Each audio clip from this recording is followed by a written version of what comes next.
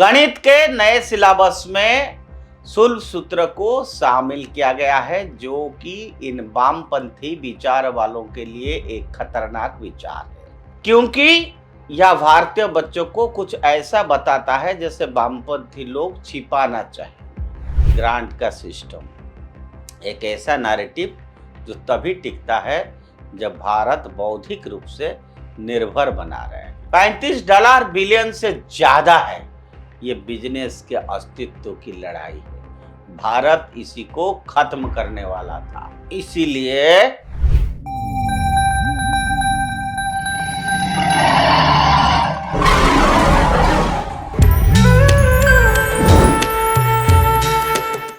नमस्कार मित्रों, उदय India digital में आप सबका बहुत स्वागत है। तो मित्रों, हम लोग बात किए थे कॉकरोच। वो दिन आखिर में आ ही गया। कॉकरोचों की पूरा जमात दिल्ली में इकट्ठा हो गए। देखने वाले ज्यादा है, दिखने वाले कम है।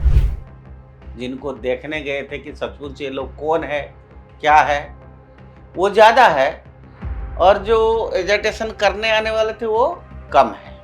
दिल्ली पुलिस से जंतर मंतर पर जो प्रदर्शन पर मिली अनुमति को वो अपने पहले जीत बता रहे हैं कि उनको परमिशन मिल गया। चलिए, अच्छी बात है।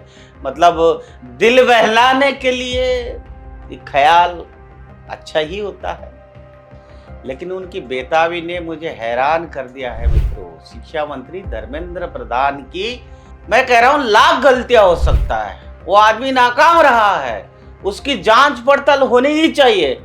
लेकिन फिर एक सवाल मन में यह भी आता है, आखिर इतने बेताबी क्यों?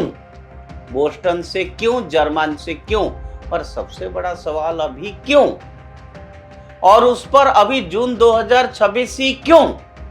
तो मैंने छानबीन करना शुरू किया कि बात क्या है।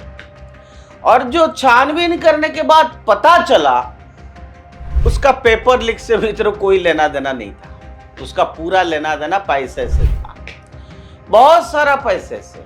धर्मेंद्र प्रधान की मैच पर 3 फैसले रखे, सभी जुलाई अगस्त 2026 के लिए तय थे। सभी भारतीय शिक्षा व्यवस्था के बदलने की ताकत रखते थे। फैसला 1 क्या है? एनसीईआरटी नई किताबें, कक्षा 9 से 12 तक। गणित के नए सिलेबस में शुल्क सूत्र को शामिल किया गया है, जो कि इन वामपंथी विचार वालों के लिए एक खतरनाक विचार है, क्योंकि यह भारतीय बच्चों को कुछ ऐसा बताता है जैसे वामपंथी लोग छिपाना चाहें। वो यह है कि गणित यही फला फूला, 0 दशमलव, सब तो यही से शुरू हुआ है।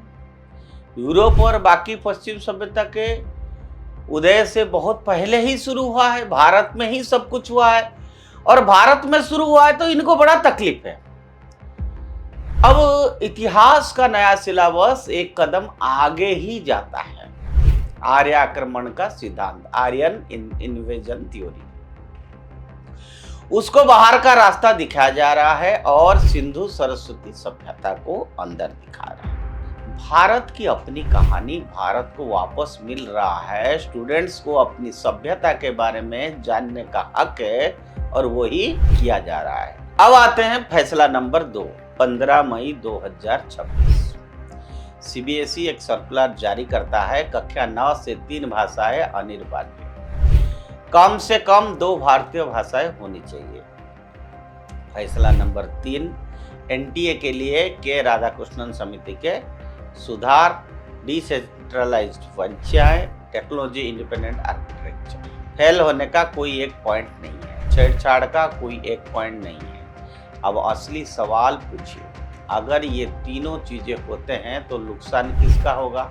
एकेडेमिया, शिक्षा जगत से शुरू करते हैं।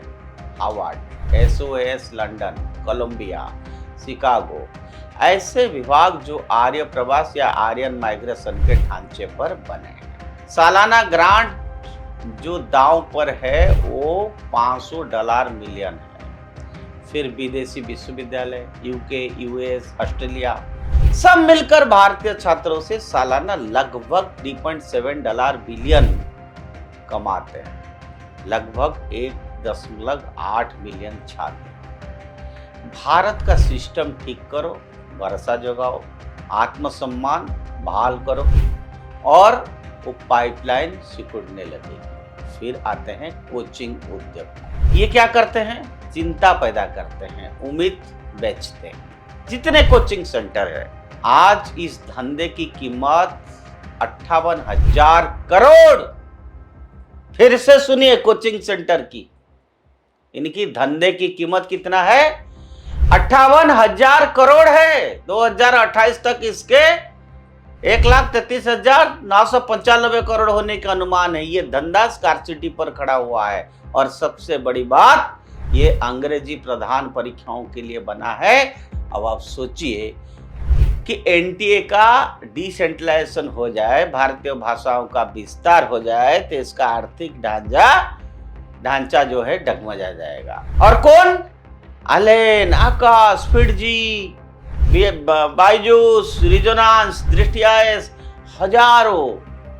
हजारों छोटे प्लेयर। ग्लोबल इन्वेस्टर्स ने इस इकोसिस्टम में अरबों का निवेश किया है। चैरिटी के लिए नहीं, देशभक्ति के लिए नहीं, रिटर्न के लिए। फिर आता है एनजीओ इकोसिस्टम, नाराजगी फैलाने वाली इंडस्ट्री, ग्रांट का सिस्टम। एक ऐसा नैरेटिव जो तभी टिकता है जब भारत बौद्धिक रूप से निर्भर बना रहे हैं। अब अगर सरकार बच्चों को उनका अपना इतिहास सिखाने बतलाने लग जाए तो वो नैरेटिव दम तोड़ने लगेगा। फंडिंग नैरेटिव के साथ चलती है, फंडिंग उनके साथ ही चल भी जाती है।